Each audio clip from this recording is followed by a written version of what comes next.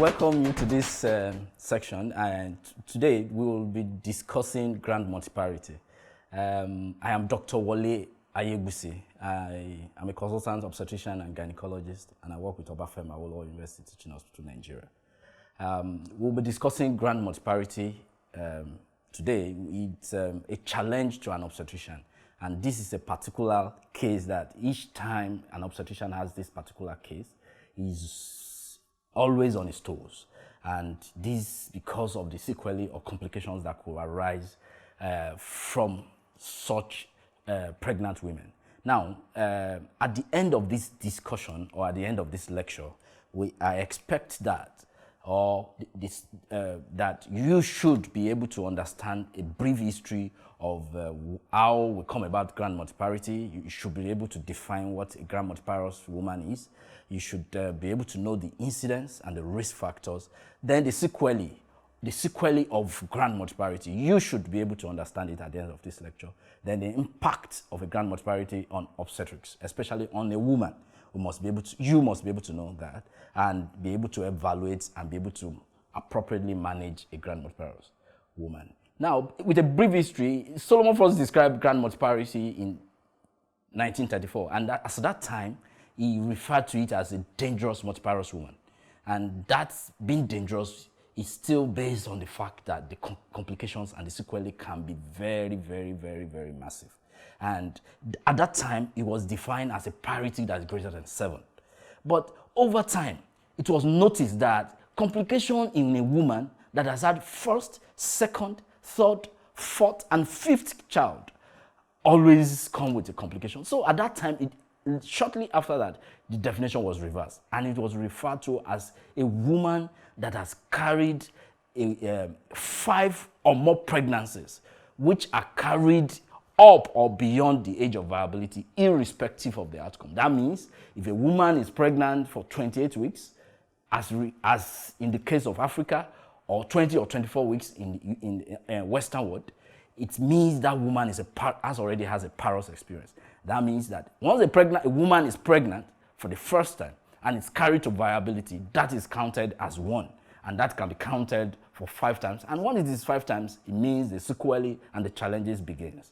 And that is why grand multiparous, one of the reasons, is important in obstetrics. Now, we know that this is a major obstetric challenge, especially in the tropics, in Africa. In the developing world, it's reducing, really reducing because of the opportunities these women have to be able to cater for them.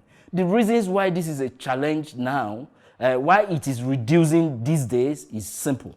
And we should all understand. These days, people understand their economic value. They understand how much or how rich they are. So presently, people tend to have a small family. So it's very rare these days before you can see a woman or a couple that could have 5 kids or 5 children. But in the rural area, especially in the tropics, you can still have up to 10, 15 in some instances, and you have like 10. It's really going to be a challenge. Then the fertility index, it's been noted these days that it's been reducing. And what are the reasons? The age at which women get pregnant these days is getting higher, because most women now, they tend to want to acquire a whole lot of their education. They want to have master's, PhD before they even try to get married. And sometimes before the age at which they actually start getting to get married, it's becoming increasing. So fertility is increasing. And you know, definitely as a woman grows old, it becomes more difficult, increasingly difficult to get pregnant. Now, increasing late marriage, that have been discussed. Now, increasing education, career development among women. Sometimes they have first child, they want to spare some time, go and acquire more education. They want to increase their financial base before they move forward. Then there's increasing uptake of family planning these days, and these are still the same reason. Then, because of adequate facility for safe deliveries, it's becoming reduced, and the sequelae is reducing. Now, as it is, as of today, it constitutes about 1/10 of hospital admissions and accounts for 1/3 of maternal mortality in developing countries. I mean grand multiparous, because they are the ones that comes with the major dangers of obstetrics. And like I said at the beginning, once you have a grand multiparous woman in your antenatal clinic, you as an obstetrician must be on your toes, and that you'll be able to avert danger. It's a great burden for the family, community, national economy, and health system. And this is because it's a circle. It brings unemployment. There are more kids. They don't go to school. When you have more children, you have not even eaten. You've not worn good clothes. You will be sure that such kids will not even go to school. They will walk on the streets. Increase of sexual violence. So it comes with a lot of trouble. Poverty, unemployment, increasing rate of divorce, and because of new partner, the incidence and the risk is increasing. Now we have previous pregnancy loss. These are also part of the risk factors that could make a woman that has carry a pregnancy beyond 28 weeks but develop medical conditions, has IUFD. IUFD is referred to intrauterine fetal demise or death. In such women, you will realize that they want to have their own kids or they remarry. And then there's some culture in which that if you're having 3 kids or having 3 children, it is deemed not enough, especially in this part of the world, that especially in the northern part of where I live personally, you know that most of the children, most of the couple, or in their culture, they tend to have more children. And then early age of marriage, a woman, which is also common in the north of the tropics, you will know that a woman that gets married very early at a tender age will definitely have many more children. Then there's what we also call unmet needs of family planning. Now, unmet need means that there's a woman or a couple that desire family planning.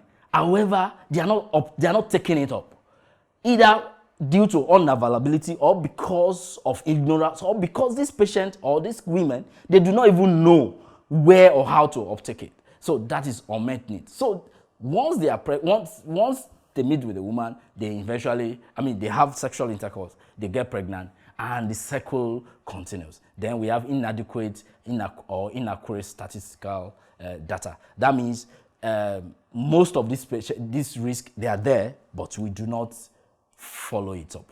Now, complications that could result from grand multiparity includes poor antenatal clinic attendance, especially a client that has been pregnant before and had 4 or 5 successful deliveries. By the time she's pregnant the 6th time, she will just look at you and say, there cannot be a problem because I've had it before. So they will stay at home for a long time. Or because of poverty, they do not even come for antenatal clinic. They do not come for checkup. They do not come for review.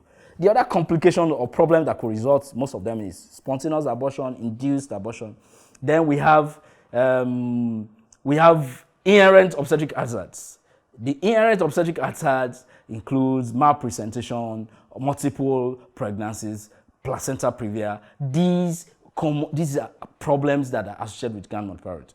Now, for placenta previa, what happens is that the whole of the uterus has been occupied by placenta in the previous pregnancy. So there's no virgin space. There's no place that has not been covered. So this tends to cause the placenta to go and to get implanted at the lower uterine segment. And when this happens, it becomes a problem, especially in a woman that do not even come to book in the clinic. So by the time you are seeing them, they're already bleeding. Then because of old age and repeated pregnancies, they tend to have problems with many medical conditions. And this includes anemia. We have hypertensive diseases in pregnancy. They have cardiac diseases in pregnancy. And sometimes, they could have what we refer to as exaggerated manifestation of hemorrhoids, especially in most of the patients that has had repeated delivery, and they have been able to push or has spontaneous vaginal delivery. This pressure also results in complications in them. Now, because some of them would not book at the clinic, they are poor, they don't even have money, they tend to deliver at home.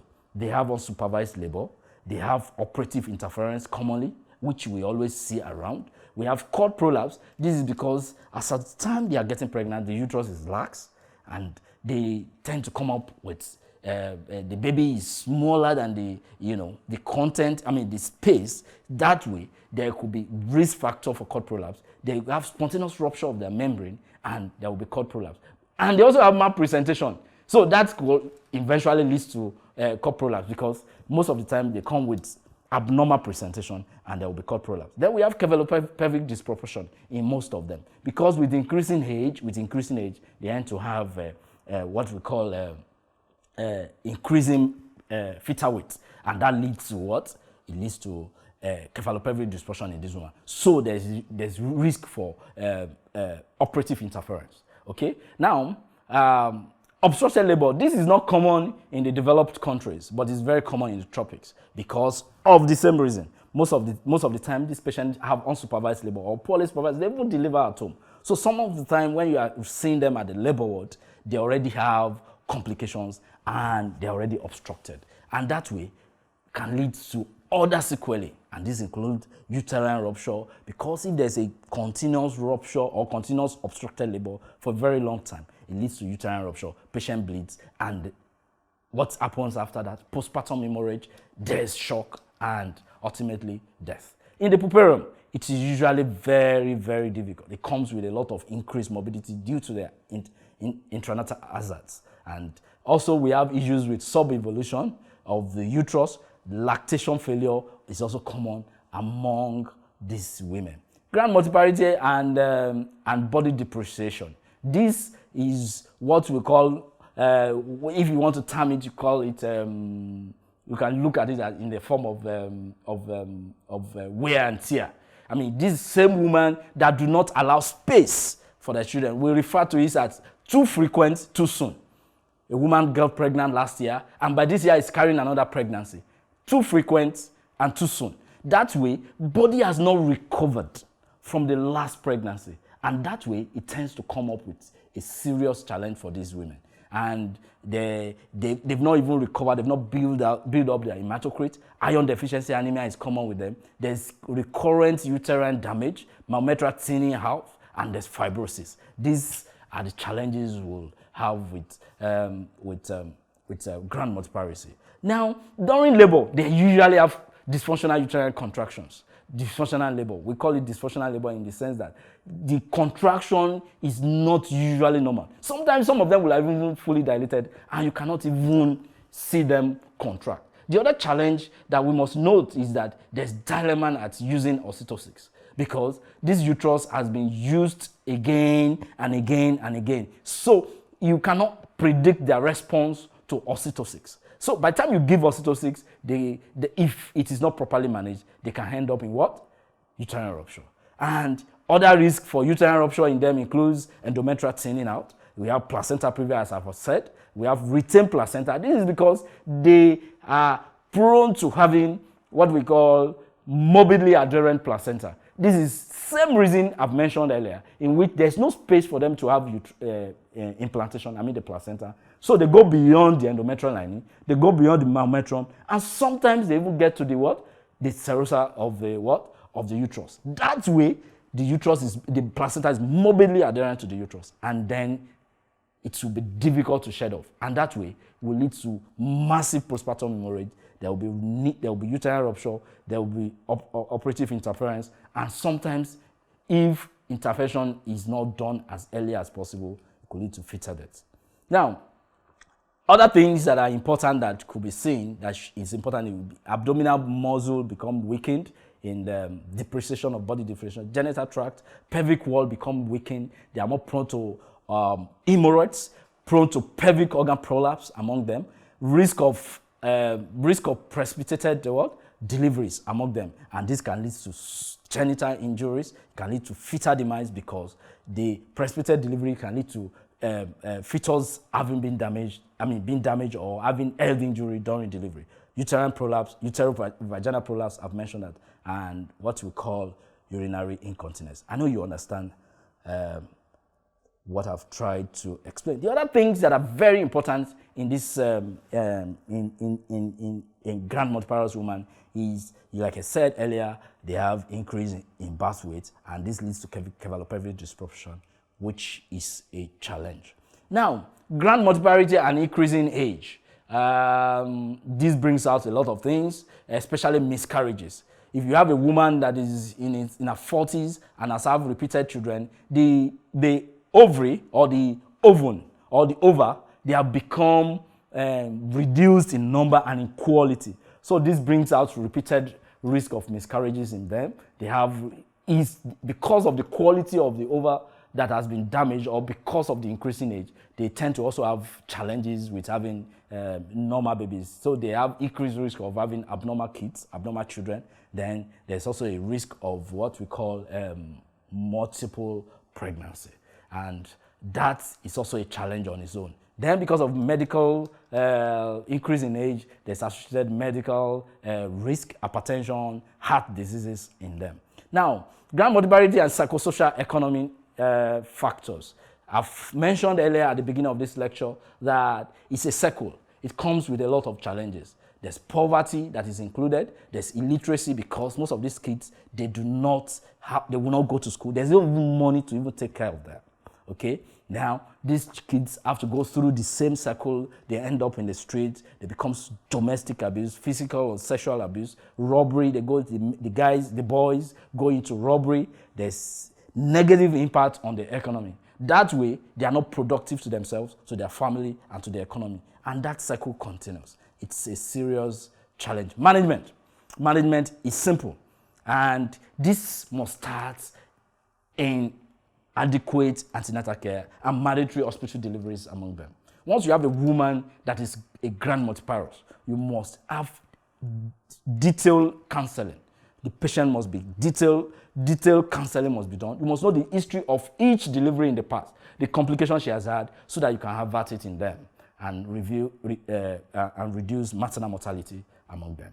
Now, you must critically evaluate the past obstetric history. I've mentioned that, and you must increase the surveillance, screening in pregnancy, and optimize their hematocrit, because usually they've had too frequent, too soon babies. That way, their body content or their body nutrients, it's reduced. The hematocrit is usually reduced. They usually come with iron deficiency anemia. So, but a little bleed in delivery, they usually come with cardiac problems, and that can lead to death.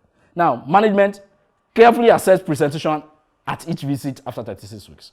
Because of the risk of abnormal presentation, you must assess that. You must adopt watch and wait in labor without much interference. That means risk of using osteototics should be what? Avoided. Okay? Ensure active management of third stage of labor to prevent postpartum hemorrhage. Then counseling to prevent high parity is very important. This patient must not leave the labor ward or after delivery without obtaining family planning. That way, we can reduce the incidence, we can reduce the next pregnancy, and that way this woman can be seen to have rested well, and this can prevent future pregnancies and future sequelae of obstetric challenges in grand multiparous women. Thank you very much. I hope you have been able to understand and been able to appreciate grand multiparous as a challenge to an obstetrician. Thank you.